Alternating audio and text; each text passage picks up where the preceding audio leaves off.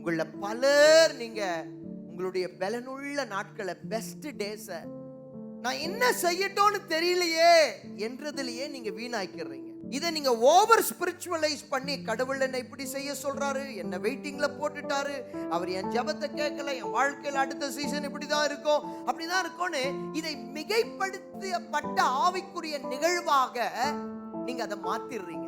என்ன முடிவு எடுக்கணும், என்ன படிக்கணும், என்ன எழுதணும், எங்க போகணும், எந்த யுத்தத்தை எடுக்கணும், எதை வாங்கணும், எதை விற்கணும், என்ன செய்யணும்னு உனக்கு தெரியாத நேரத்துல ஆண்டவர் சொல்றாரு, சமயத்துக்கு ஏற்றபடி நீ செய். சொல்லுங்க ஒரு ஆமென். உனக்கு முன்பாக இந்த சீசன் தேவன் என்ன காரியத்தை கொண்டு வந்து வைக்கிறாரோ அந்த அந்த காரியத்தை அந்த சமயத்துக்கு முன்னாடி திறந்து இருக்கு பார், அந்த வாய்ப்பை நீ அப்படியே பெற்றுக்கொள். நீங்க நினைக்கிறீங்க என் கூட இருக்கிறாரா, என் லைஃபை பார்த்தா என் கூட இருக்கிற மாதிரி தெரியலையே சாமி. நான் உங்களை பார்த்து இப்படி சொல்றேன், சமயத்துக்கு ஏற்றபடி செய்யுங்க. தேவன் உங்க கூட இருக்கிறார், தேவன் உங்க கூட இருப்பார்.